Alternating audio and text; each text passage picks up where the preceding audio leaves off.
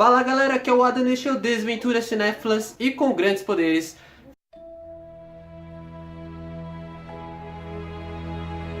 Homem-Aranha de Volta ao Lar, ou Spider-Man Homecoming, é dirigido pelo Jon Watts e estrelado pelo Tom Holland, Robert Downey Jr., Marisa Tomei e Michael Keaton. 2 meses após a guerra civil dos super-heróis que separou os Vingadores, Peter Parker ainda tenta equilibrar a sua rotina adolescente com a sua persona super-heróica, o Homem-Aranha. Tudo isso enquanto tenta impressionar o Sr. Stark e acaba tendo que lidar com o surgimento de um perigoso vilão, o Abutre. O diretor Jon Watts não tem uma filmografia muito grande, talvez o filme mais relevante que ele tenha feito antes do Homem-Aranha foi o Cop Car, que foi justamente o filme que a Marvel viu e percebeu o estilo dele e falou: queremos esse cara para dirigir o próximo Homem-Aranha. Isso porque a Marvel estava procurando um viés um pouco mais adolescente, jovial, ao estilo Curtindo a Vida Doidado, para esse filme, e eles perceberam que o Jon Watts conseguiu fazer essa vibe, criar essa vibe mais inocente no Cop Car. E aqui nós conseguimos, nós temos aí o legítimo Homem-Aranha do John Hughes na tela, inclusive com algumas referências, uma homenagem bem clara durante o filme ao Curtindo a Vida Doidado, que talvez seja o filme mais importante e mais relevante dirigido pelo John Hughes. Um grande receio do público com esse filme era que o Downey Jr. E o seu Homem de Ferro roubassem a cena. O pessoal tinha medo que o Homem-Aranha de Volta ao Lar fosse o Homem de Ferro 4. Afinal de contas, o amigão da vizinhança ele tem presença para um filme próprio dele, Ele não precisa de ajuda de ninguém para... Ele precisou pro traje, mas pro filme ele não precisava. Porque o Homem-Aranha, ele é muito mais conhecido, a gente não precisaria ter em letras garrafais Robert Downey Jr. pra querer ver esse filme.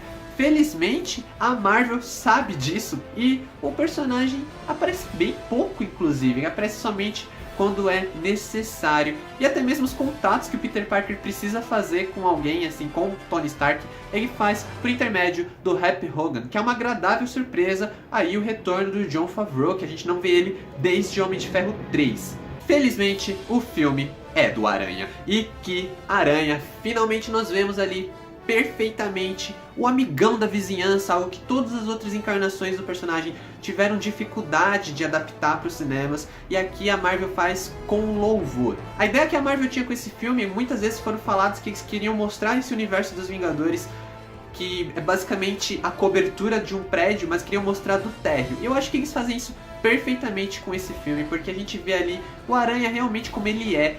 Todos os outros filmes, tem erros e acertos, mas nenhum deles conseguiu realmente oferecer um bom equilíbrio entre as duas personas. E perfeitamente aqui é feito isso com o Tom Holland. Ele consegue encarnar tanto o Peter Parker, molecão, adolescente, ansioso, quanto o Homem-Aranha zoeiro, que faz bullying com os vilões, que não para a boca em nenhum momento. É o Aranha que eu me identifico porque eu não calo a minha boca. Esse é o Aranha que eu queria ver, esse foi o Aranha que eu vi. Apesar de ter algumas coisinhas aqui e ali que eu torci a boca no meio da sessão, porque não é o meu Aranha, o meu Aranha é mais responsável. O filme ele optou por não contar novamente aquela velha origem. Não temos tios Bens morrendo aqui, mas eles souberam trazer ali essa questão de responsabilidade através da sequência da balsa, que a gente cansou de ver nos trailers.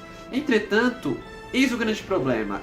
Ao transferir esse ponto de ruptura, esse amadurecimento do personagem na questão da balsa, tudo que a gente viu antes, que por sua vez é depois da morte do tio Ben, a gente ainda tem um Homem-Aranha muito descuidado, muito ansioso, que mesmo o Aranha adolescente dos quadrinhos não era assim. Ele era muito mais cuidadoso com a identidade secreta dele, por exemplo. Pro momento quando ele vai para Washington, como Peter Parker, e lá em Washington ele aparece como Homem-Aranha e ele grita pra polícia: meus amigos estão aqui dentro.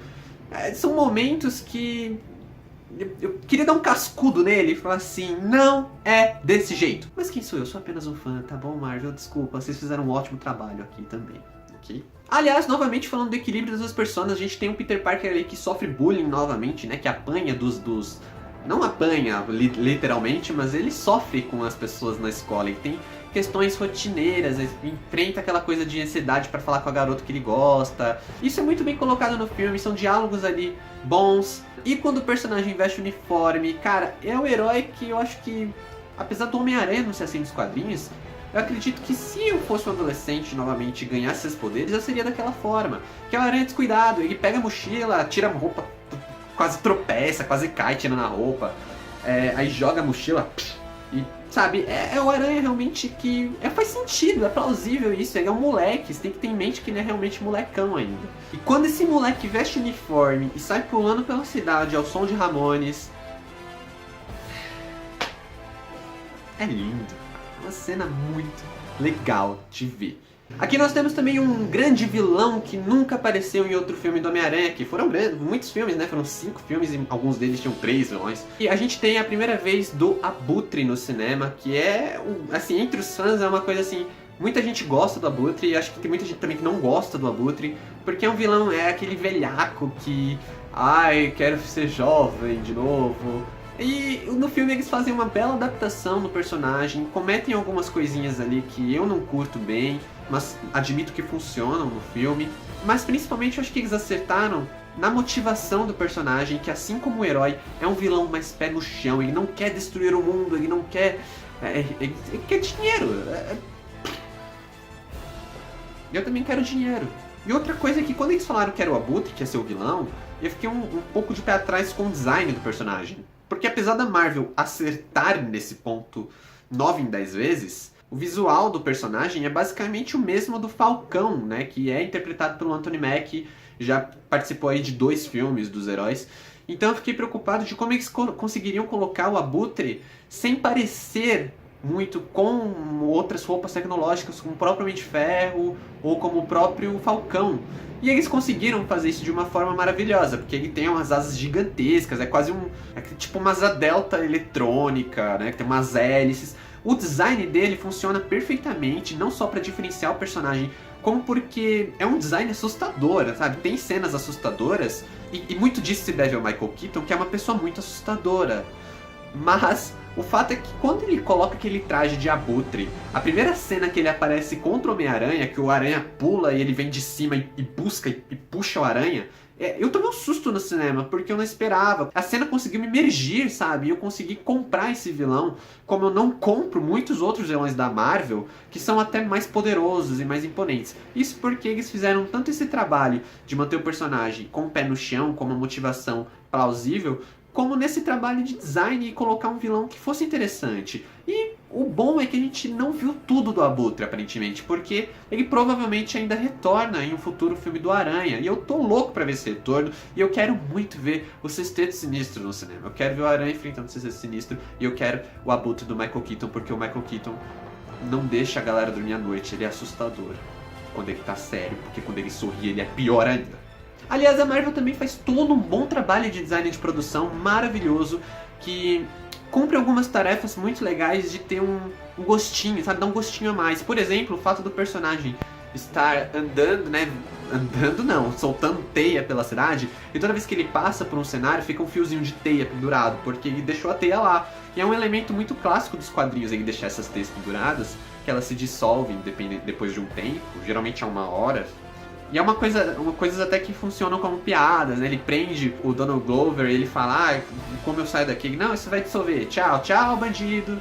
Você merece, né? E também eu acho que todo o clima oitentista, né? O muito tempo que ele passa na escola, não funciona, é bem-vindo. São cenas bobinhas que a gente em outro filme talvez não quisesse ver, porque a gente quer ver o Homem-Aranha, mas não, a gente também quer ver o Peter Parker, a gente quer conhecer esse personagem, a gente quer saber como é a rotina dele, porque é um personagem muito carismático e o Tom Holland funciona perfeitamente. Apesar de ter alguns exageros desnecessários no filme, como por exemplo uma inteligência artificial, né, pro traje do Aranha, que é basicamente um Jarvis do Homem-Aranha, que não precisava, é legal, a gente tem cenas legais com isso, dele batendo papo e fazendo piadinha, e também toda vez que ele tenta usar uma coisa do traje e o traje meio que não funciona, que é engraçadinho, mas poderia ser menos, saca? Eu acho que é uma coisa que sobra ali em diversas cenas, que não cai muito bem como Homem-Aranha, pelo menos para esse primeiro filme.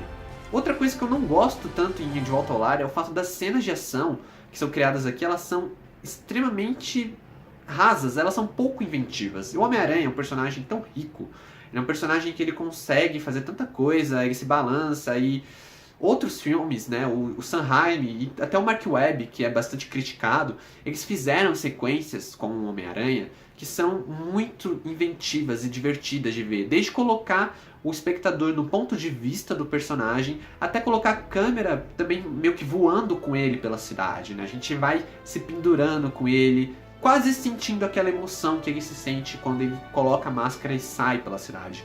E aqui a gente tem uma cena de ação médias, assim, que não tiram proveito de todo o potencial que o personagem possui, que é uma coisa que diferenciaria talvez esse filme, porque é realmente uma coisa que diferencia o Aranha. Acho que nenhum outro personagem dos quadrinhos se move, por exemplo, como ele. E por mais que o Tom Holland consiga fazer isso bem, as cenas não dão vazão para isso da melhor forma. Mas uma coisa que é legal nessas cenas é que mesmo as cenas de ação menos inventivas trazem uma boa referência não só a coisas dos quadrinhos, como coisas dos filmes anteriores. Tem uma cena, por exemplo, dele fazendo um salvamento no elevador, que é exatamente o mesmo, até o mesmo ângulo de câmera que é utilizado quando a Gwen Stacy cai. Espetacular, Homem-Aranha 2. A gente tem a cena que as asas do Abutre estão voando, e ele se move, se desvia da mesma forma que o Homem-Aranha do Sam Raimi no primeiro Homem-Aranha desviou do Duende Verde na cena final. Isso entre outras, mas é claro que eu não posso deixar de falar daquela maravilhosa cena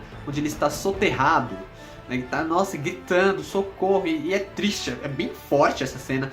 E aí ele vê a máscara e o rosto e se ergue. Isso, sabe, isso é lindo. Esse é o momento onde eu comecei a enxergar o Tom Holland como o meu Homem-Aranha, o Homem-Aranha dos quadrinhos, o Homem-Aranha que eu lia. E o filme todo ele tem uma vibe bem divertida, bem de quadrinhos, mas nesse momento, mais do que qualquer outro, ele me convenceu. Isso se repete com os seus atos finais, né? Tanto lidando com o Abutre, como depois naquela ceninha final com o Tony Stark, onde ele fala, não, quer saber, eu vou manter o nível abaixo, você tava certo, fazer essa coisa de amigão da vizinhança. E eu acho isso tudo, assim, muito legal, é muito perfeito. Esse é o Aranha que eu queria, esse é o Aranha que eu tenho, esse é o Aranha que eu vou ter, sabe? É o nosso pirralho, não deve nada aos outros aranhas que, pelo mal, pelo bem, cometeram erros, cometeram acertos, mas esse aranha aqui funciona perfeitamente no universo que ele foi inserido. E eu acho que o De Volta ao Lar é a porta de entrada perfeita pra ele, e realmente, como sentimos que o personagem realmente está de volta ao seu lar de direito. E Homem-Aranha de Volta ao Lar leva 4 estrelas. Como eu falei, tem pequenos problemas, mas no geral me agrada bastante, eu me divirto muito com esse personagem. Ele nem é o meu herói favorito, né? E é como eu falei, a sensação que eu tive ao assistir esse filme, desde a musiquinha quando apareceu o logo da Marvel, até a cena final, novamente o som de Ramones, foi um filme assim que me agradou, me divertiu. Foi realmente uma coisa diferente do que a Marvel estava fazendo. Como eu falei também de Homem-Formiga, que é bem mais intimista, aqui ele fica bem no meio termo, mas funciona. E não há dúvidas que o Amigão da Vizinhança está em ótimas mãos. Mas e você? Qual que é a sua opinião sobre Homem-Aranha de Volta ao Lar? Deixe aqui nos comentários. Não se esquece de deixar aquele like no vídeo, o famoso joinha. E se for a sua primeira vez aqui no canal, também não se esqueça de se inscrever aqui e seja bem-vindo. Obrigado por assistirem, valeu, falou, até mais e obrigado pelos peixes.